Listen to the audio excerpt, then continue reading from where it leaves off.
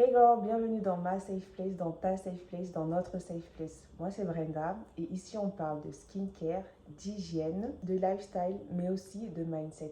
Car oui, tu peux être la meuf la plus fraîche du monde mais si dans ta tête ça suit pas, ça sert à rien. Ici on glow up, on level up, on cherche à s'améliorer. Ici on est ouvert d'esprit, surtout on ne juge pas, alors let's go.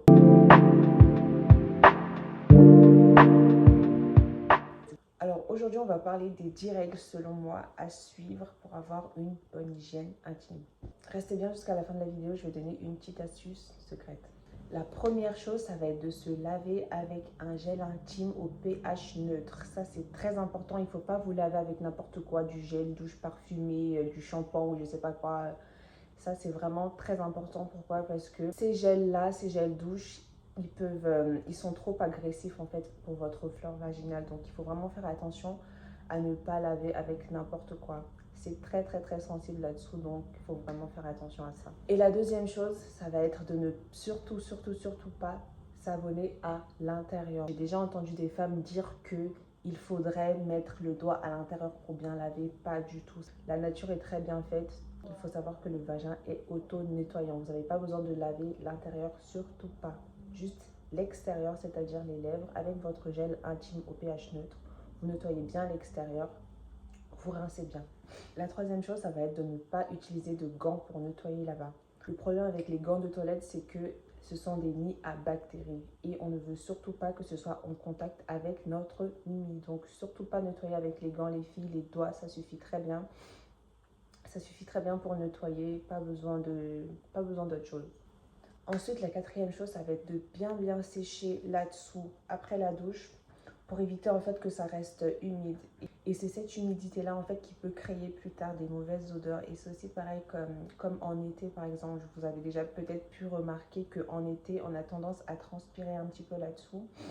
Et à force de transpirer, en fait, ça reste humide et c'est ça aussi qui peut emmener des mauvaises odeurs. Donc vraiment important de bien sécher après la douche.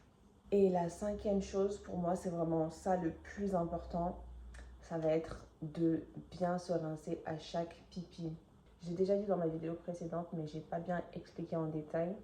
C'est vraiment très important de bien se rincer après avoir fait pipi. Le fait de juste prendre du papier toilette et d'essuyer comme ça fait rien du tout. C'est pas ça qui va enlever les mauvaises odeurs. Ça va rester dans votre culotte pendant toute la journée et ça va macérer en fait. Et c'est ça qui crée vraiment des mauvaises odeurs. Donc quand vous êtes dehors, essayez toujours d'avoir une petite bouteille d'eau dans votre sac pour pouvoir bien rincer après votre pipi. Très important les filles. La sixième chose, ça va être de ne surtout pas vous essuyer de l'arrière vers l'avant. Il faut toujours faire de l'avant vers l'arrière, comme ça évite. Parce que si vous faites le contraire, vous allez prendre les bactéries derrière et les ramener devant.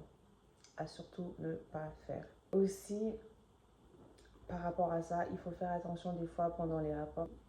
Vos messieurs là, ils aiment bien souvent, on se sait, hein. Ils aiment bien des fois mettre leurs doigts un petit peu dans des endroits, voilà.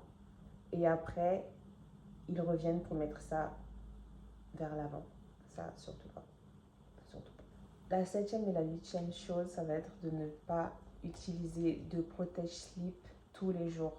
Et aussi éviter d'utiliser des lingettes parfumées. Ça, pareil, c'est pareil que pour l'utilisation du gel intime au pH neutre. En fait, dans ces lingettes parfumées-là, il y a trop de composants chimiques en fait qui vont venir, encore une fois, agresser votre flore vaginale et c'est vraiment pas ce qu'on veut. Il faut vraiment faire attention par rapport à ça parce que ça peut vous créer des mycoses vaginales et c'est vraiment pas ce qu'on veut. Donc, évitez en règle générale, évitez de mettre trop de produits là-dessous, vraiment. Pour les protège-slips, parfois on peut se dire que les protège-slips c'est bien, comme ça au moins tu les changes tout le temps et puis t'as pas les pertes blanches qui restent dans ta culotte.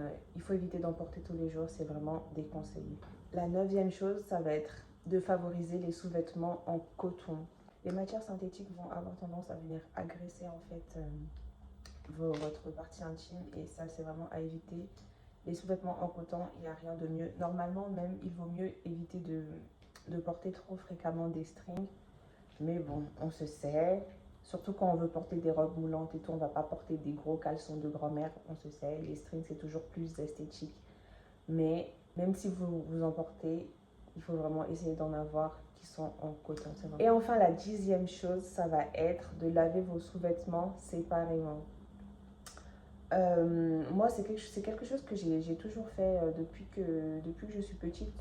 Moi, j'ai grandi au Cameroun et on a dans notre culture de toujours laver les sous-vêtements à la main. Donc, j'ai toujours pris cette habitude-là, en fait, depuis que je suis toute petite. Et ça va plutôt être mes culottes de règles que je vais mettre dans la machine à laver.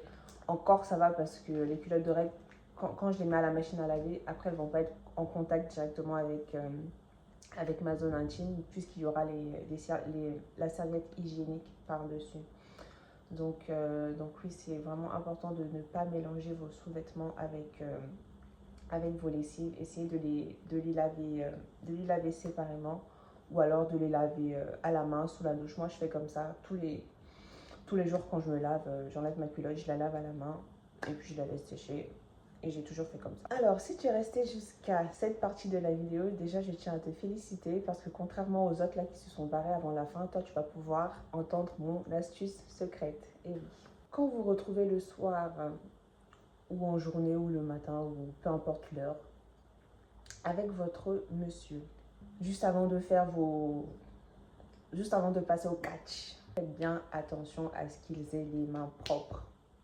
Faut pas que monsieur, après avoir mangé un poulet mafé ou je sais pas quoi, à l'ocro, machin, avec du piment partout sur les doigts, surtout pas.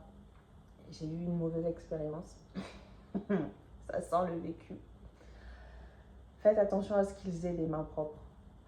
Parce qu'ils peuvent avoir laissé traîner leurs mains n'importe où. Il faut faire attention à ce qu'ils se lavent les mains avant de commencer à vous tripoter de partout. Les mains propres. Toujours. Et on arrive à la fin de cette vidéo. Si tu es resté jusqu'à la fin de la vidéo, écris en commentaire catch. Comme ça, tous ceux qui sont partis avant, ils vont voir les commentaires, ils vont rien comprendre. Et bien sûr, on n'oublie pas de caresser délicatement le bouton j'aime, d'activer la cloche de notification et de partager, surtout de partager, hein, très très important. Vous partagez à vos cousines, à vos copines, à vos soeurs, à vos tantes, à vos mères, à vos voisines, à n'importe qui, à vos collègues. Vous partagez à tout le monde.